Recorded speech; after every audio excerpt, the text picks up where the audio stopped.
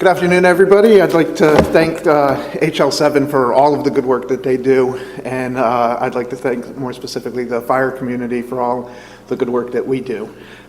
It's really inspiring to hear all the presenters that have spoken so far and all the good work they do, and see so many very smart, dedicated people doing good in the world. So, like I said, I'm John Gresh. I'm from Apelon. I'm here to talk about DTS and the DTS FHIR Terminology Service. Apelon is a long-standing terminology company. We have two wings. We have consulting and we have product development. I'm the director of product development group. Right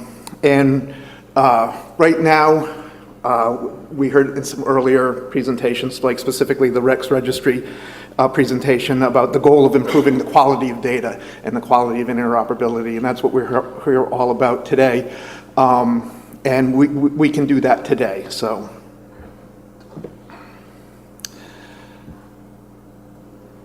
this is what I already said. One of the unique things about Apelon is that we do span a wide range of different companies. We work with both very large companies that have big iron solutions and lots of resources, and we also work with very, very small companies or very small organizations in third world countries that have very limited resources. So that's one of the unique things about us. So DTS is an open source terminology server. And what is a terminology service? A terminology server is basically a network software component that centralizes terminology. It basically is a way, it's a map of information, and it provides terminology services to other network applications. So DTS has an abundance of terminologies. This is a list of some of the code systems, the mappings, and the subsets and value sets that we support. One of the advantages of Apelon is that we take all of this content and we put it into a single data model, and we have APIs and we have applications that sit on top of this data model. So all of the data from all of these different sources gets pulled in, we do all of that, we get it in a common data model and make it accessible through a number of different ways. And that includes versioning. We also have systems that can automate the process for pulling in new data as these code systems and so forth get updated.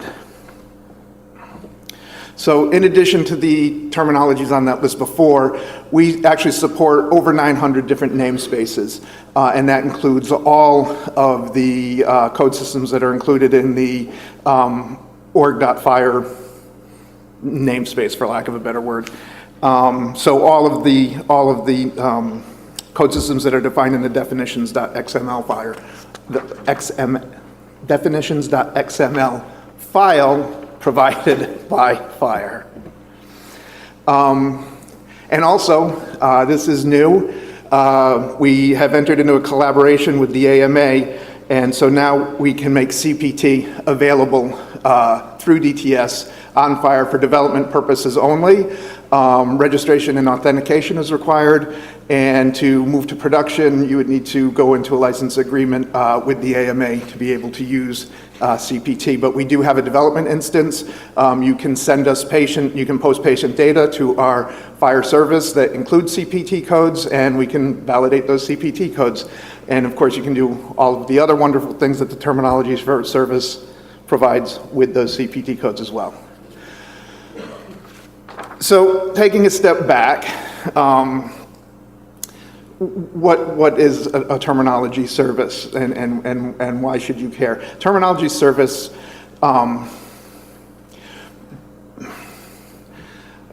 terminology service basically gives you a map. It codifies things. It makes sure that we're all talking about the same thing. When we say myocardial infarction, if we use a code, we know the exact concept that we're talking about. It also gives us a way to map things. If somebody says myocardial infarct and somebody says heart attack, we know they're the same thing. If somebody says 410.91, and that's an ICD-9 code. We know that that's also a SNOMED code, and we can know that we're talking about the same thing.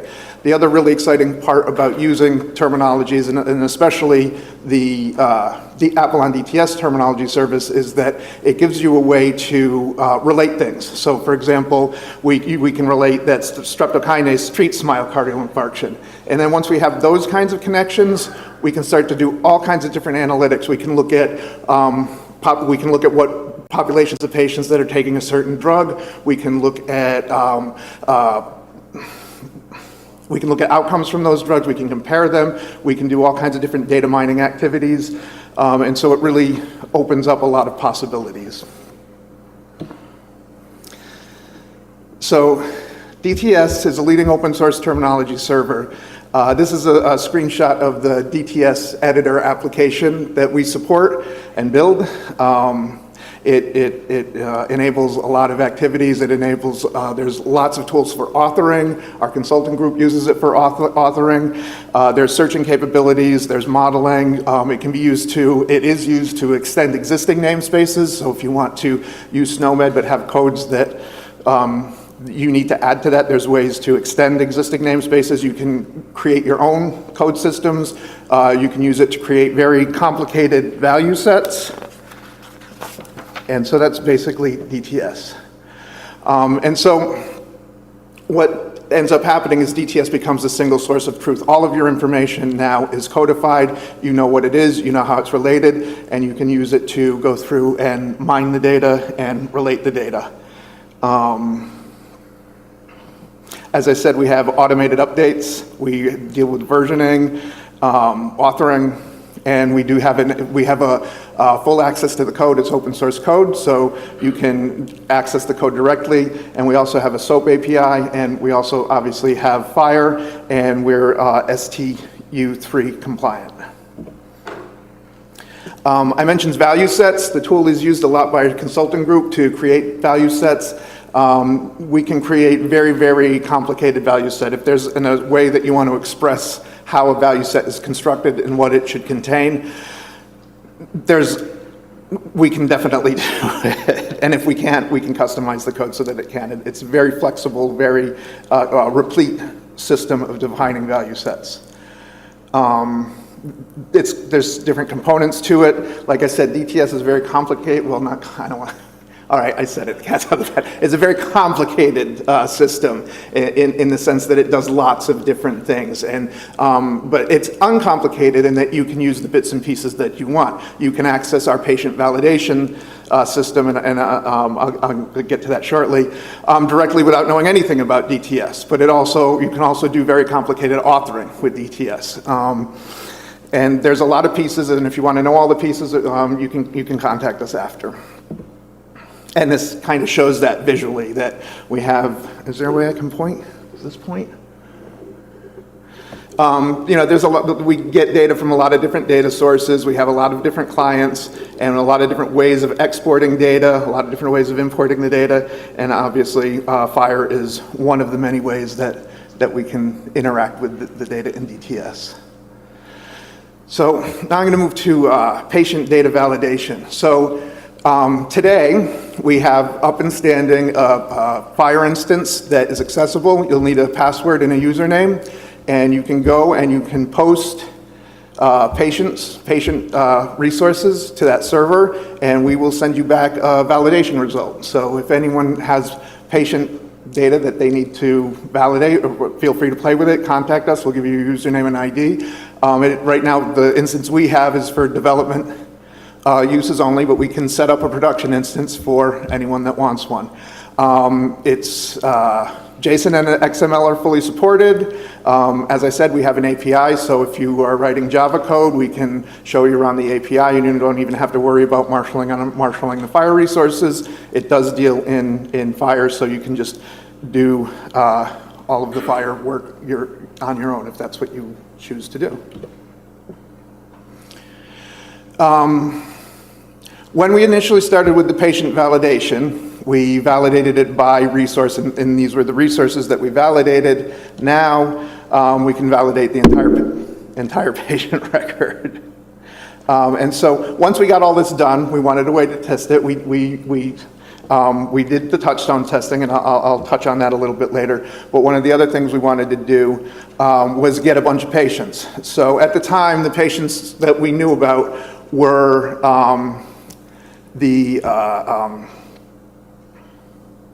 oh geez, I'm drawing a blank. The MITRE's patients, MITRE, what's the project name? Cynthia, the synthetic mass data, sorry, thank you very much.